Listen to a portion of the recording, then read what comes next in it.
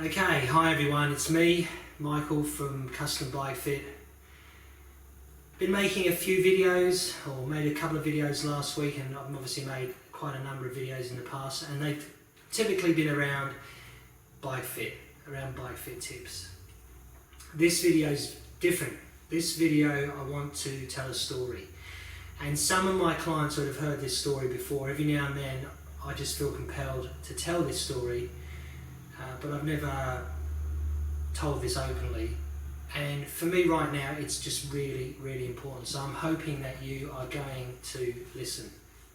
If I wind the clock back a little over 10 years, I was working for a company by the name of Integrated Vision, and I was selling video conferencing. We were selling hardware and software and network and services and a whole bunch of other products and services attached to video and unified communications and stuff. And I was working in a sales capacity, and we had a thing called the 110% Club, whereby if you made 110% of your budget, you went away on a trip, all expenses paid trip. Fantastic. And it was in October of 2009, I was sitting in a hotel room waiting to go downstairs, I think for lunch, and I received a text message on my mobile phone, and the message read, "We lost Mark last night." And the message was from Howard, Mark's brother. And Mark and Howard and I used to live together in a house, or a couple of houses in Sydney, but one in particular in our 20s. We spent a lot of time together. Anyway, message, "We lost Mark last night." Now, I read it, and I had to read it a couple of times because I wasn't quite sure what I was reading. And then the penny dropped that Mark had died.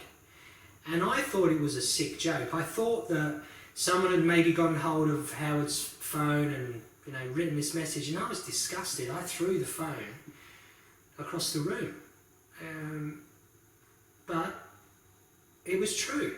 Mark had died in a motorcycle accident. And a few months prior, I'd been to his wedding. And I remember vividly, to this day, I can still picture him at the wedding and thinking to myself, my God, he looks so happy. He looks so healthy. I've never seen him look better, ever. And I just thought it was so sad and so unfair that he'd been taken at the prime of his life, everything to look forward to. And that really, for me, was a life-changing event. And I struggled for the next few months. I had a bit of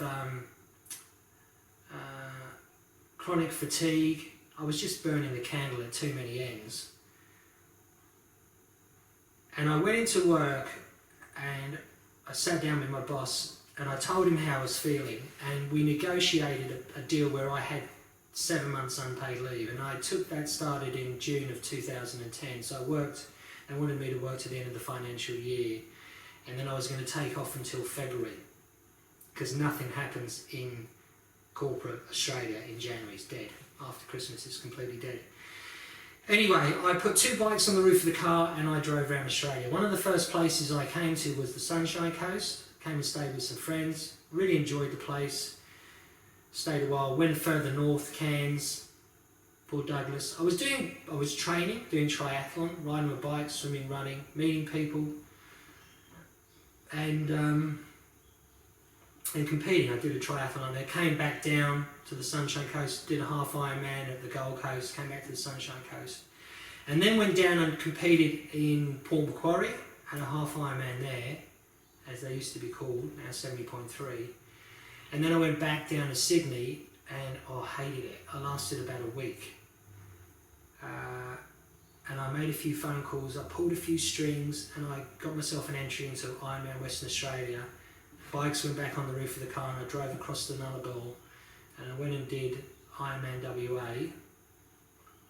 And then I just sat at a friend's farm down in Margaret River, or a little place called Rosa Brook, and contemplated life.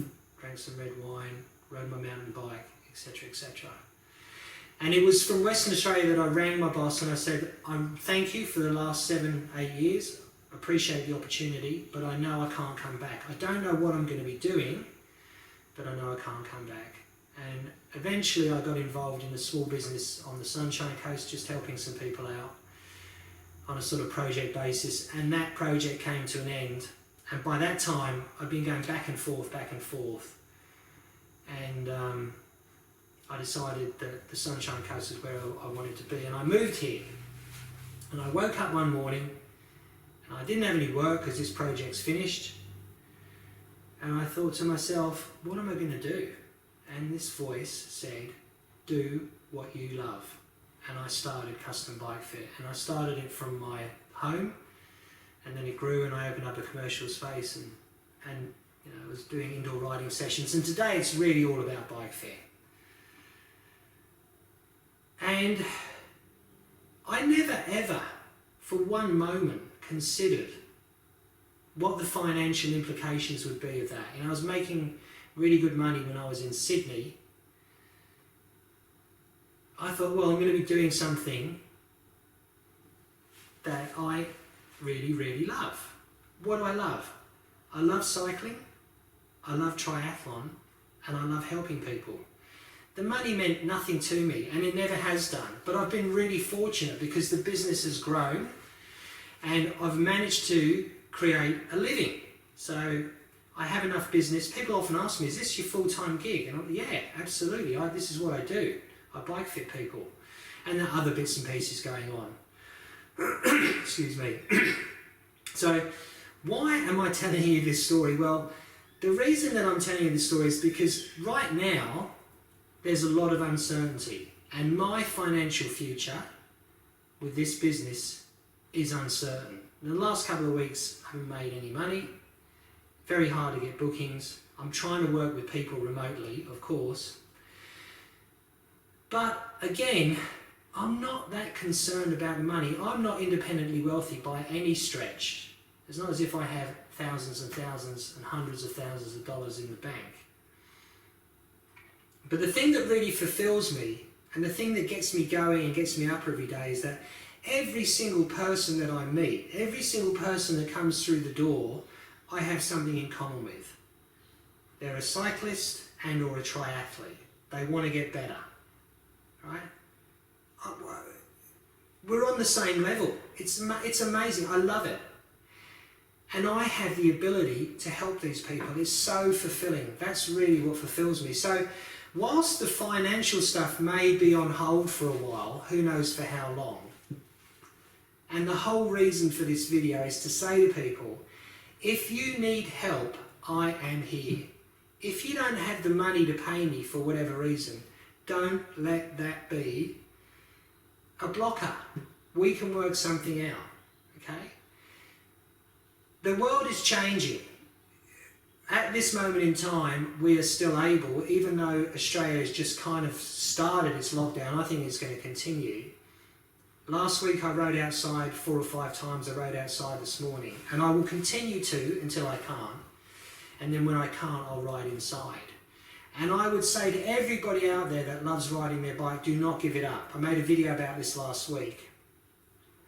It's good for you physically and it's good for you mentally, and you need to be strong physically, mentally, spiritually. Do the things that you love. So if you can't ride outside, ride inside on the trainer. If you're not comfortable, if you need some help, if it's motivation you need, if you just want to reach out to someone and talk to somebody, my hand is up. I am available. Okay? Again, it's not about the money for me. Do I need some? Yes. But if I can just help people, I'm going to feel better about myself. I'm going to be in a better position, right? One of the things that I'm craving right now is interaction, and that, whether that's interaction, you know, face to face, or whether that's interaction remotely over video. I fit a lot of people across the world over video. I want to be able to interact, and I want to be able to help people. So if you need some help, put your hand up. If you need some help and you've got no money, put your hand up. I will do what I can do. I'll do whatever I can do to help. So I hope that you've watched this to the end. It's really important to me. And if there's anything, you know, I'd say to people, stay positive, be prepared, but stay positive. And if there's anything that I can do to help, please reach out. Thank you.